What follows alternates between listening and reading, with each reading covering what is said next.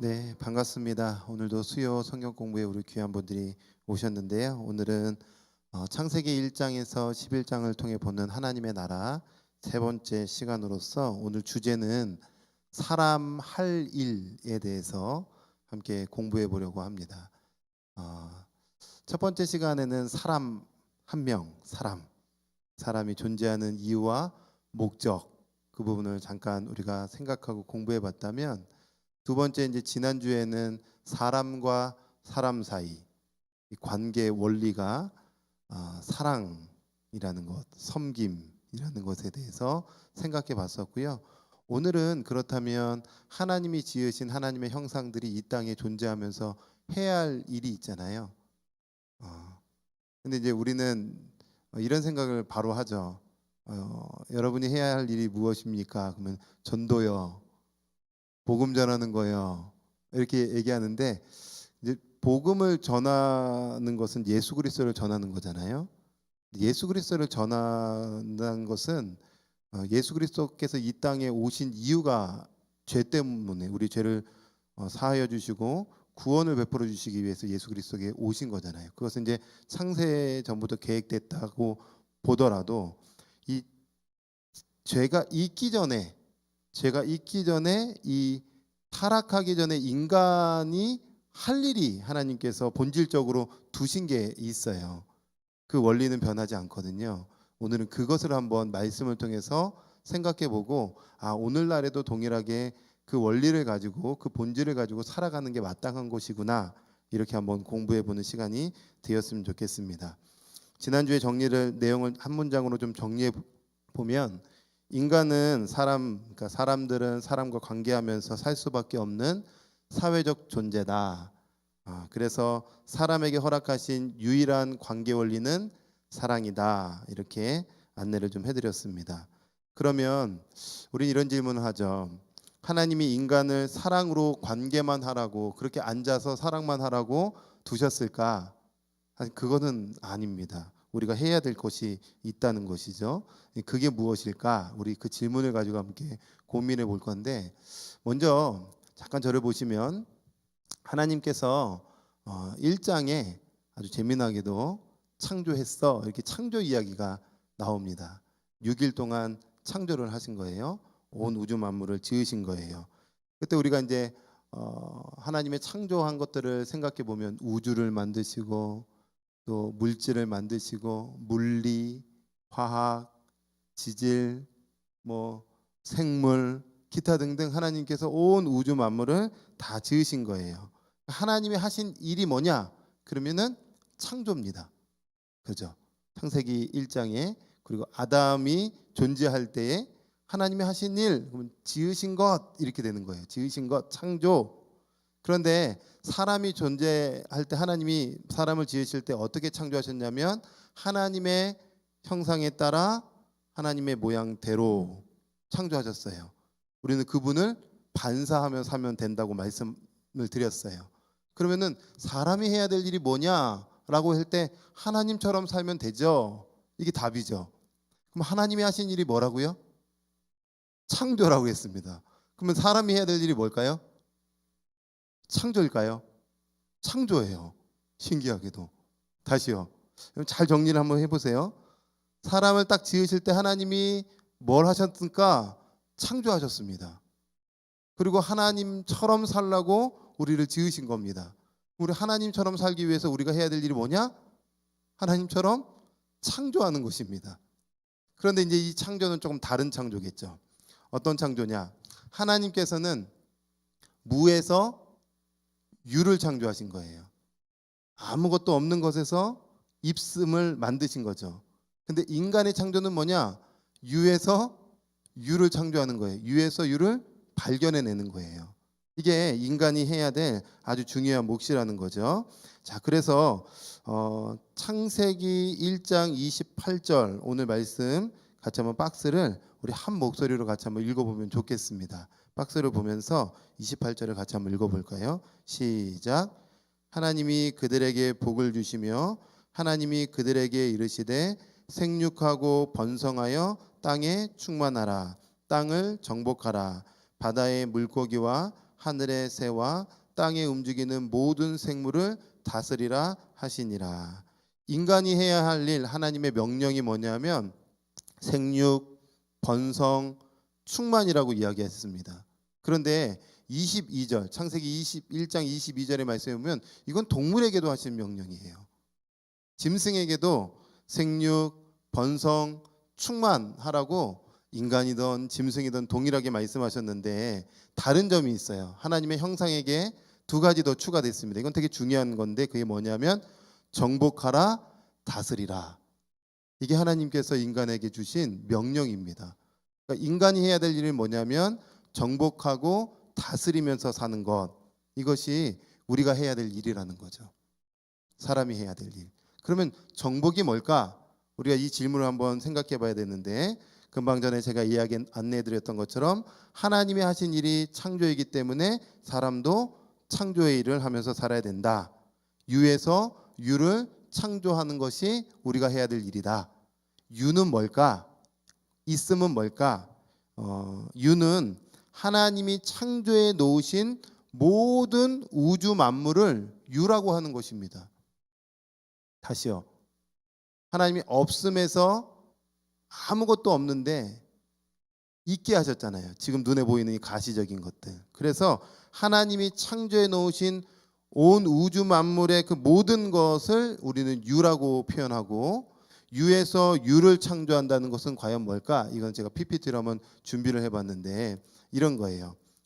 하나님께서 이미 만들어 놓으신 이 피조 세계를 우리가 인간이 잘 관찰하는 거예요. 저기 있구나, 저런 것도 있구나. 관찰해서 그 속에 하나님이 숨겨놓은 비밀들이 있거든요. 그 비밀들을 알아내고 그 법칙을 잘 이용해 가면서 창조하는 사역. 이것이 유에서 유를 창조하는 일이에요. 제가 지금 쉽게 설명을 해드릴게요. 다시요. 유에서 유를 창조하는 일이 뭐냐?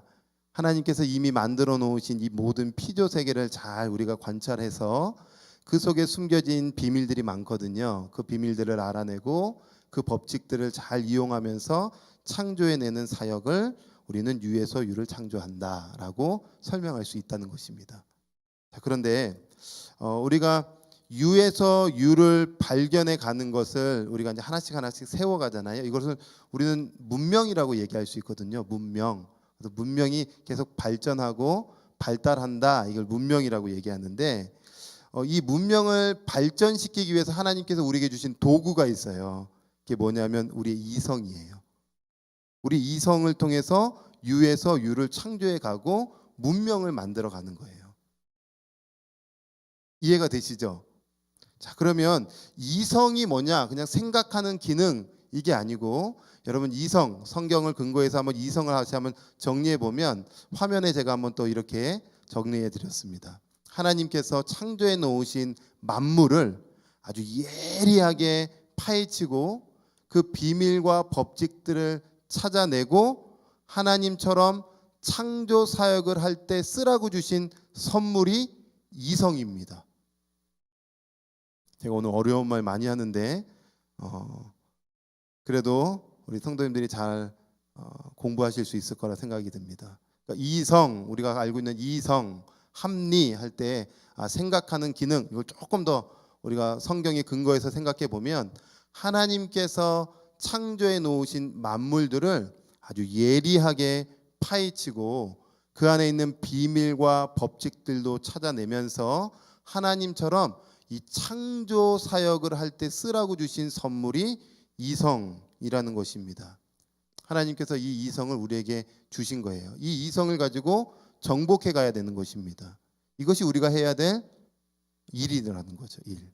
자, 그런데 문제는 뭐냐면 이제 죄로 말미암아 이 이성이 타락을 해가지고 이 이성을 통하여서 하나님의 영광을 드러내는 이성도 있지만 하나님의 영광을 가리우는 이성도 시작됐다라는 거예요.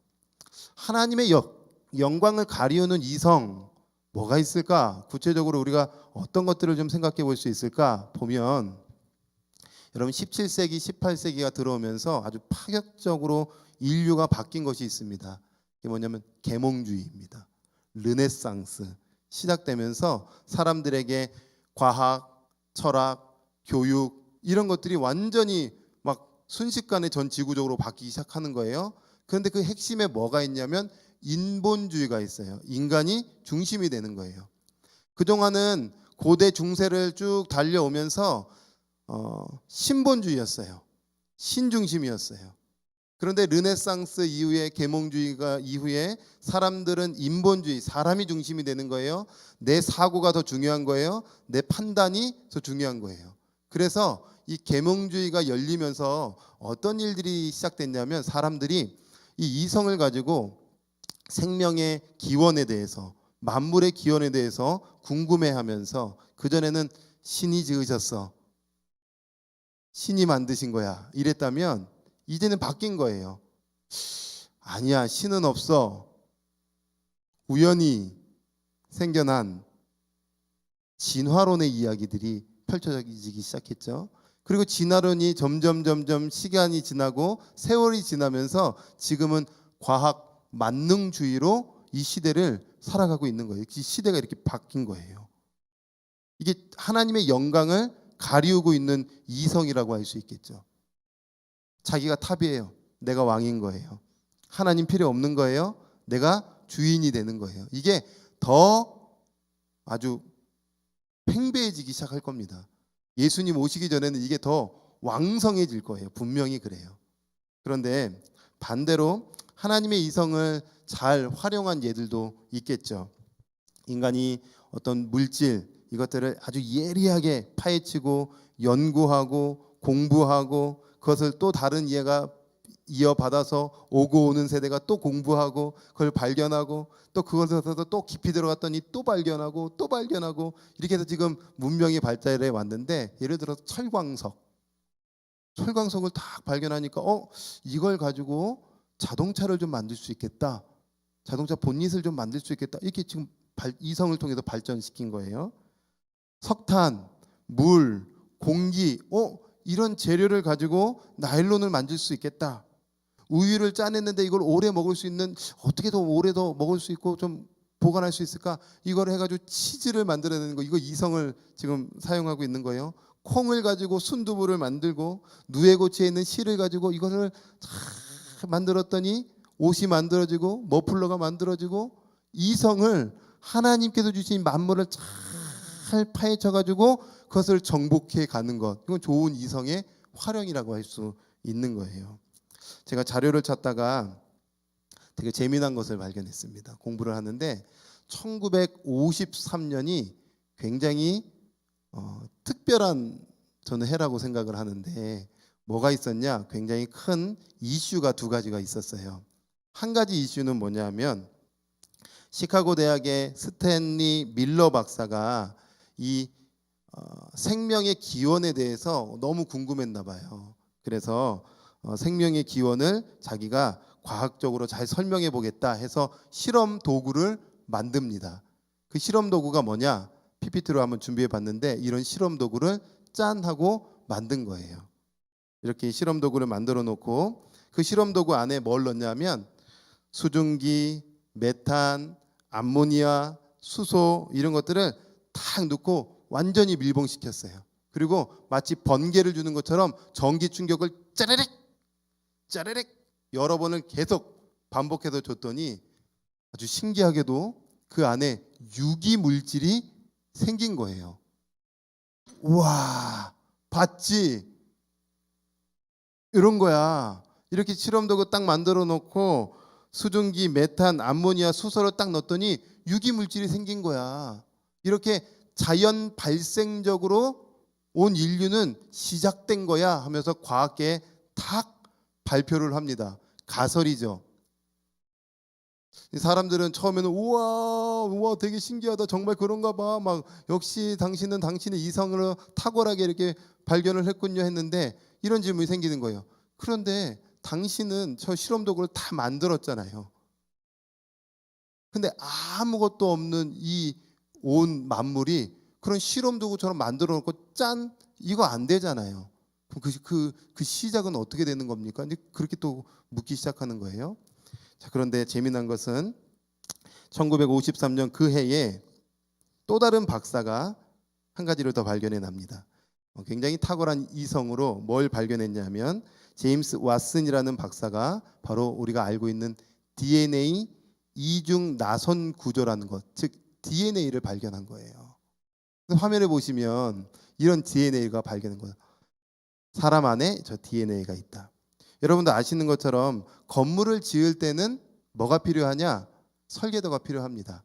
물건을 만들 때에는 뭐 에어컨을 만들 때에는 의자를 만들 때에는 설계도면이 필요한 것이죠. 그런데 인간 안에도 설계도면이 있다는 것을 발견한 거예요. 와, 생명의 설계도가 있구나. 저기에 DNA구나.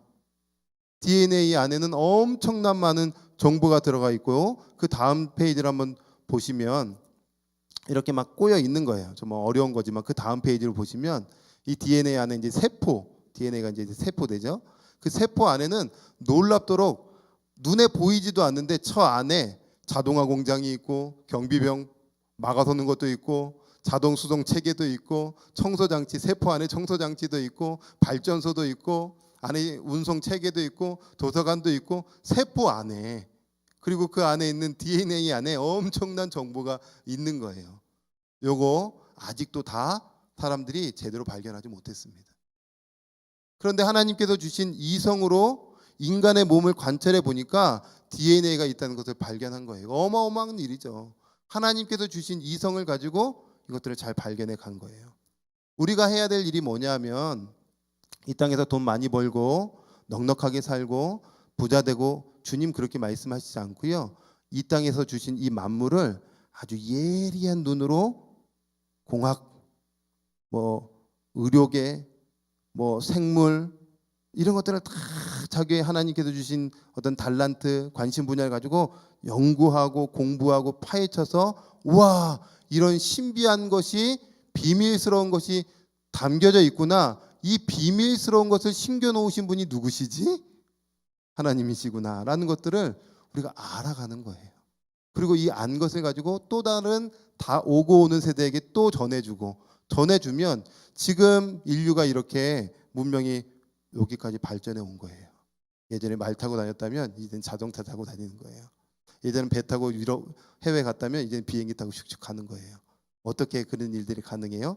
그런 지식이, 그런 이성의 발달로 인해서 발견된 것들이 계속 발전해서 여기까지 오게 됐다라는 거죠. 여러분, 이렇게 하나님께서 주신 이 이성을 가지고 우리가 하나님께 영광 돌릴 수도 있고 그 영광을 가리울 수도 있는, 우리는 그런 삶을 살아내고 있는데, 하나님께서는 아담을 딱 지으시고 나서 아담 네가 혼자 이거 다 발견해 이렇게 하시지 않고요. 아담을 통해서 오고 오는 세대들이 함께 공동체성을 이뤄서 그 문명을, 하나님의 문명, 하나님의 나라를 발전시켜 가야 돼라는 것이 하나님의 계획이고 그것이 우리가 해야 될 일이었다라는 것입니다. 제가 한 목사님의 말씀을 아내를 통해서 이제 짧은 토막의 이야기를 듣고 제가 굉장히 감동을 받았고 지금도 잊혀지지가 않는 거예요. 그게 너무 좋은 거예요. 그리고 그게 맞다 이렇게 저는 생각이 드는데요. 목회자가 해야 될 일이 뭘까요? 목회자, 우리 같은 목회자 또 목사님들 해야 될 일이 뭘까요? 우리에게 목회자에게 가장 거룩한 일은 뭘까요? 목회자에게 귀한 사명이 뭘까요? 네? 말씀을 잘 연구해서 가르쳐드리고 또 말씀을 선포하고 영적으로 같이 일으켜드리는 것, 이런 것 아니겠습니까? 그래서 끊임없이 창세기 66권을 연구하고 또 그 안에 비밀들을 같이 발견하고 또 그 은혜를 같이 나누는 거잖아요. 그런데 여러분 생각해 보세요. 목회자가 거룩한 설교의 일들을, 말씀에 준비하는 일들을 갈 때 이런 내용이야 하고 그냥 툭 이야기하지 않습니다. 거기에 가장 적절한 단어는 뭘까? 그 단어를 잘 연계해서 어떤 문장을 만들어야 될까? 그리고 그 문장들이 논리적으로 맞을까? 그래서 결론적으로 그게 잘 적용이 될까? 그것이 해석적으로 잘 해석이 됐나? 그리고 그 시대에 맞게끔 잘 봤나? 이런 연구를 하잖아요.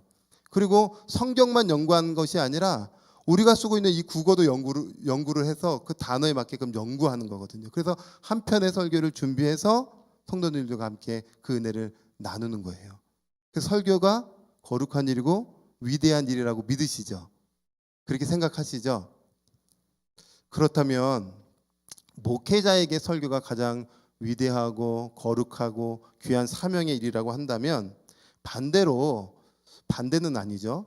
우리 주부님들, 우리 이제 주부님들, 제가 뭐 권사님, 지사님들이시지만 집에서는 주부로 또 활동을 하시잖아요. 주부님들에게는 가장 거룩하고 귀한 사명이 뭘까요? 동일하게 말씀을 전하는 걸까요? 설교를 연구하는 걸까요? 물론 묵상하고 말씀을 가족들과 함께 나누는 것도 중요하겠지만 이거예요. 하나님께서 주신 이성으로 물질을 잘 연구하고 파헤쳐서 그 안에 숨겨져 있는 비밀들을 발견해서 그 창조의 일들을 하는 것이니까 주부 입장에서는 요리할 때 내가 이 나무를 쓰고 이런 재료를 써서 이렇게 버무려서 요리를 한 편 탁, 그리고 이런 어떤 국을 하나 짠, 또 이런 음식을 하나 착 만들어서 그것을 발견해 가지고 딱 요리로 냈을 때 그것은 한편의 위대한 요리 설교가 되는 것입니다. 무슨 말인지 이해가 되세요? 그러니까 목회자는 아주 애써서 한편의 위대한 설교를 전하고 있다면 우리 주부님들은 아주 애써서 요리를 연구해서 한편의 위대한 요리 설교를 하고 계시는 거예요. 서로 거룩한 일들을 하고 계시는 거예요. 얼마나 대단하세요? 그래서 그 거룩한 위대한 요리를 우리 남편에게 또 우리 자녀들에게 건강하게 먹이면 힘을 내서 그 남편은 또 같이 활동을 하고 또 그 직장에 가서 또 그 남편은 거기에 맞는 것들을 연구하고 공부해서 거기에 맞게끔 또 하나님께서 주신 것들 비밀을 발견하고 창조의 일들을 우리는 같이 순환하면서 하고 있는 것이죠. 그래서 그 목사님이 해주셨던 이야기, 우리 주부 아내분들은 매일매일 3편의 설교를 하고 계신다. 저는 그게 너무 감동이 됐던 거예요. 그리고 제가 맞네. 제가 이제 아내 자랑을 하려고 당연히 하는 건 아니고 최근에 이제 콩나물을 이렇게 해줄 때 콩나물을 예를 들어 끓여 먹거나 아니면 뭐 이렇게 해 먹잖아요. 근데 그것을 볶아서 해봤다는 거예요. 그래서 볶아서 먹었을 때 그 식감이 와삭와삭한 거예요. 한 번도 볶아서 먹는다 저는 생각을 못 해봤는데 나름 연구를 하고 공부를 해서 시도를 해서 우리 가족들에게 먹여준 거죠. 이거는 연구를 한 거고 생각을 한 거고 공부를 한 거고 보여준 거예요. 하나님께서 주신 재료, 하나님께서 주신 이 만물의 것들을 잘 활용해서 발견해서 주는 거죠. 이게 정복입니다. 제가 이제 목회자의 이야기를 통해서 설명을 드렸고 또 주부의 입장에서 설명을 드렸다면 여러분 지금 하시는 일들이 있을 거 아니에요. 하나님께서 그 일들을 그냥 맡기신 것이 아니라 돈 벌라 이 정도의 차원이 아니라 땅을 지금 보신 분들은 땅을 잘 연구를 하는 거예요. 정치를 혹시 하시는 분들이 있다면 사람과 사람, 그 사람을 연구를 잘 해보는 거예요. 하나님께서 주신 이 사람은 보통이 아니잖아요. 다 획일적으로 똑같지 않잖아요. 그 사람은 왜 그런 기질과 성격과 성품과 특징을 가지고 있을까 관찰하고 거기에 맞게끔 안내를 해주고 관계를 맺고 정치하고. 그러니까 하나님께서 주신 이 모든 것들을 우리는 다 파악도 못해요. 이만큼도 파악 못하고 갈 거예요. 우리는 이 땅에 하나님께서 호흡하시는 그 순간까지 그 본질을 계속 꿰뚫어 보면서 정복해 가는 삶, 하나님이 그 일을 우리에게 맡기셨다라고 생각하시면 된다라는 것입니다. 자, 두 번째 하나님께서 우리에게 해야 될 일을 말씀해 주셨는데 정복 다음에 다스리라, 다스림에 대해서 말씀하신 거예요. 생각해 보면 이 다스리라라는 이 명령이 맨 마지막에 지금 쓰여 있습니다. 매듭을 짚는 거예요. 창조의 일들의 맨 마지막 매듭으로 다스려라 이렇게 말씀하신 거예요.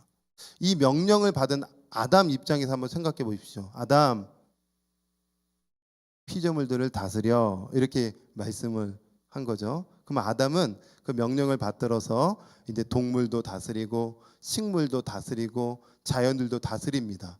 다스리면서 무슨 생각할까요? 야, 얘도 피조물인데 나도 피조물인데 사실은 이렇게 생각을 당연히 하겠죠.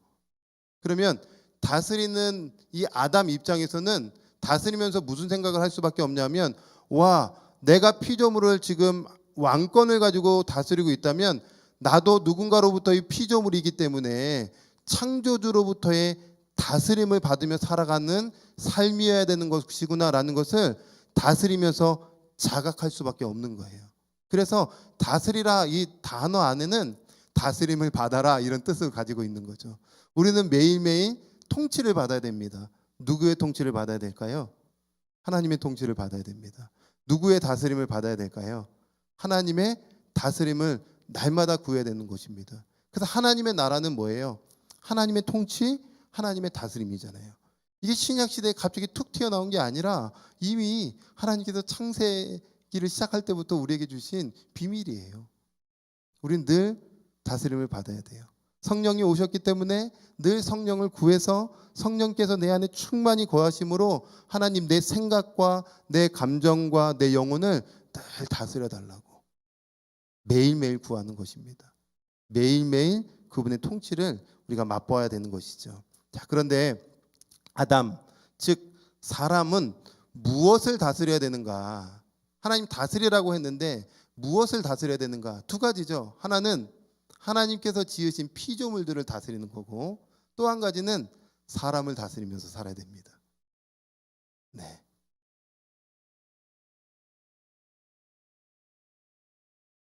하나님께서 만드신 이 피조 세계를 잘 유지하도록 보호해야 하는 책임이 인간, 하나님의 형상에게 있는 거예요. 그런데 그 피조물들을 잘 관리하고 또 다스릴 때는 그냥 가만히 있으면 잘 저절로 다스려지는가? 당연히 아니죠. 어떻게 잘 다스릴 수 있을까요? 본질을 꿰뚫어야 되는 것입니다. 본질을 규명하다. 그래서 이름을 짓다, 이 단어가 이 보통 단어가 아닌 거예요.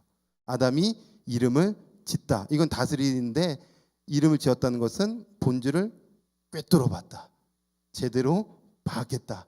이런 뜻이 되는 거거든요. 우리는 늘 본질을 파악하는 것에 굉장히 힘을 써야 됩니다. 하나님께서 주신 만물, 하나님께서 주신 정치, 하나님께서 주시는 사회, 교육, 문화, 모든 영역, 하나님께서 주신 것들을 잘 꿰뚫면서 끊임없이 공부해야 되는 거예요. 그래서 제가 이 성경 공부할 때 어떤 분이 신앙생활은 공부하는 것이다, 이렇게 설명을 해주셨는데 공감이 돼요. 공부하는 거예요. 삶은요, 끊임없이 공부하는 거잖아요. 그죠? 지금 제가 핸드폰을 가지고 있습니다. 다 핸드폰 갖고 계시죠? 우리가 이 핸드폰에 손에 쥐어지는 지 얼마나 됐을까요? 20년 조금 넘은 것 같아요. 그죠? 그전에는 손에 전화기 갖고 다니는 거 어떻게 상상해 보셨겠어요? 그죠? 그런데 이 핸드폰이 그냥 뚝딱 20년 전에 한순간에 틱 만들어졌을까? 아니요. 이거 재료가 뭘까요? 핸드폰 재료가 뭘까요? 핸드폰 재료가 광물입니다. 그래서 여기 안에는 금, 은, 히토류, 인듐, 이런 광물들을 다 갈아서 거기에서 막 압축을 해가지고 거기는 기능들을 다 빼내가지고 이런 핸드폰 하나 딱 만들어낸 거예요. 그냥 틱 만들어낸 게 아니라 사람들이, 야, 이 금에는 어떤 기능을 좀 할 수 있을까? 이 은을 통해서 뭘 보낼 수 있을까? 히토류, 인듐을 통해서는 어떤 기능을 할 수 있을까? 이걸 탁 조합해가지고 사람이 이성을 통해서, 생각을 통해서, 과학을 통해서 핸드폰 하나 탁 만들어냈다는 거죠. 얼마나 탁월합니까? 하나님께서 주신 이 우리의 이성이 얼마나 대단한 것입니까? 본질을, 광물의 본질들을 꿰뚫고 공부하고 연구해가지고 편리할 수 있도록, 사람들과 즐겁게 소통할 수 있도록 만들어준 거죠. 어렸을 때 제가 이제 내과에서 많이 놀았었는데요. 내과에 가면 늘 제 몸에 붙어 있는 것들이 있었어요. 여러분도 경험해 보신 적 있죠? 열심히 놀다 보면 2시간 내과에서 놀다 보면 어느 순간인가 몸에 뭐가 붙어 있죠? 잘 아시네요. 거머리가 붙어 있는 거예요. 떼도 잘 떼지죠. 예, 아니라고 하시는 것들은 이제 분들은 다 이제 잘 아시는 거예요. 안 떼지는 거예요. 와, 이거 막 너무 징글징글하고 막 안 떼지고 무섭고 그때 이제 제가 무슨 생각이 했냐면 야, 거머리는 왜 있는 거야? 필요도 없는 거. 막 이런 거죠. 근데 몇 년 전에 한 성도님 이제 신방이 있어가지고 병원 신방을 일단 가게 됐어요. 그분은 이렇게 교회에서 봉사를 하다가 손가락이 이렇게 잘린 거예요. 봉합 수술을 한 거예요. 붙여가지고 지금 다행히 뼈랑 뼈를 잘 붙이고 선을 잘 붙이고 꿰매고 했는데 이분이 이렇게 해가지고 이렇게 계속 누워 계시는 거예요. 왜 뭐 하고 계시나 이렇게 봤더니 손가락에 뭐가 붙어 있어요. 뭐가 붙어 있나 봤더니 거머리가 붙어 있는 거예요. 그래서 깜짝 놀래가지고 물어봤어요. 이거 왜 붙어 있냐고. 그러니까 거머리를 붙여야 요거 이제 살이 붙을 때 죽은 피가 나오는데 죽은 피를 이 거머리가 싹 다 빼준다고. 통통해져 있더라고요. 제가 그걸 보면서 와, 그러면서 그분이 이런 얘기하는 거, 이 거머리 되게 비싼 거라고. 저 어렸을 때 그렇게 막 물려가지고 싫었던 게 이게 의료에 또 귀하게 쓰이고 있구나. 거머리의 본질을 파악해서 사람들을 살리는데 사용된 거죠. 하나님이 주신 만물들을 잘 연구해가지고 사용하는 게 중요한 거예요. 그래야 잘 다스릴 수 있는 거예요. 그래서 우리 자녀들이 열심히 공부하잖아요.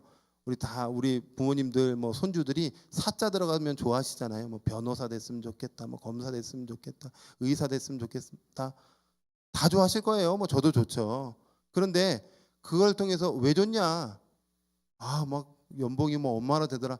이거는 우리의 관심이 아니라 그 일을 통하여 하나님께서 주신 사회의 본질을 깨닫고 의료, 사람의 몸을 고치는 그 본질을 꿰뚫어 봐서 그것을 고쳐줌으로 하나님의 이름을 높이는 일들을 하라고 그 일로 보내야 되는 거예요. 그렇게 우리 자녀들을 위해서 기도해 주시는 거예요. 그게 사람이 해야 될 다스림의 일이라는 거죠.